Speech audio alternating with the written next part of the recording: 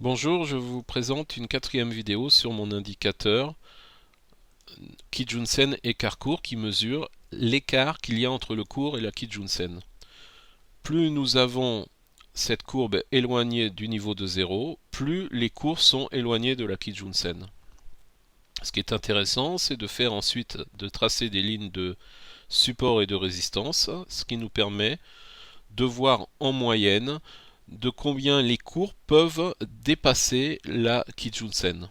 Alors bien évidemment, il n'y a pas de règle, ça peut les dépasser, comme c'est le cas ici, vous voyez, jusqu'à présent on était à 237 points au-dessus de la Kijun, et là on est proche d'atteindre on a atteint plus de 370 points au-dessus de la Kijun.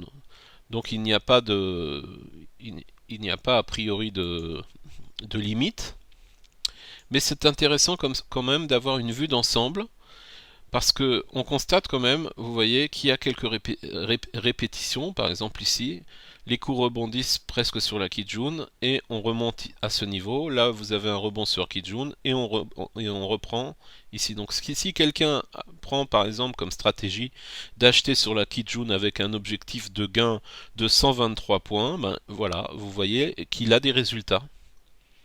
Ok, donc même là, si ça baisse, il attend un petit peu et il prend, il prend un bénéfice là sur 223 points. La même chose au niveau de la baisse, vous avez ici des lignes donc de support. On va en tracer une par exemple,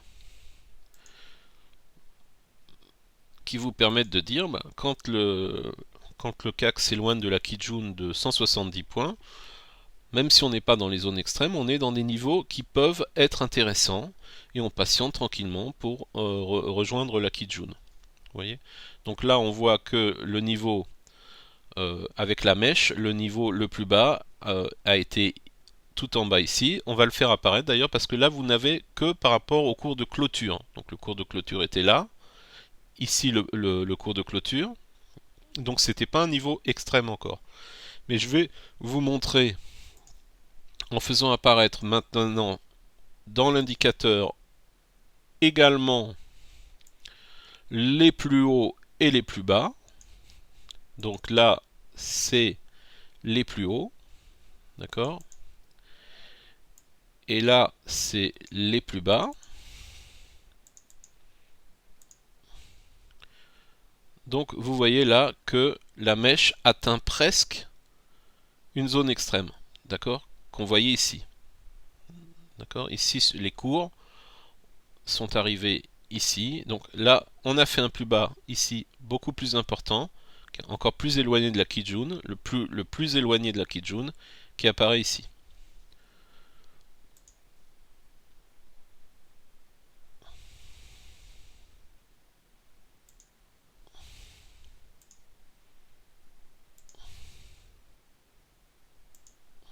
Voilà. À moins 351 points. Donc vous voyez un certain équilibre. Le maximum en haut, c'est 373 points. Le maximum en bas, c'est 351 points. Autour, donc, toujours de la Kijun. Voilà, donc, qu'est-ce que j'ai fait maintenant? J'ai tracé un indicateur. J'ai écrit un indicateur qui va nous donner le, le niveau, parce que c'est intéressant de voir graphiquement sur le graphe quel est le niveau extrême euh, actuel. Je m'explique. Nous savons que le maximum que le CAC peut atteindre, c'est 373 points, d'accord? Au-dessus de la Kijun-sen. Nous sommes actuellement à 4677,90. Le CAC doit atteindre quel niveau dans la mesure où Kijun-sen reste toujours à ce niveau-là pour atteindre les 373,48? Alors en vérité, c'est qu'une approximation parce que si le cours monte, la Kijun-sen va monter également. Donc il y aura un petit écart, mais c'est une approximation pour pour le savoir. Vous voyez, quand on prend l'AT expert, donc pour le CAC 40, il me reste 84,42 pour atteindre l'écart maximum. Donc 4677 plus 84,42, vous avez cette valeur 4782 qui est affichée ici. Voilà. Et la même chose donc pour le bas. D'accord? Donc on n'est pas concerné pour l'instant. Mais si ça devait baisser, alors avec une Kijun-sen qui resterait à ce niveau-là, on aurait un niveau le plus bas qui serait à 4037. Remarquez qu'il avoisine cet ancien niveau des 61,8.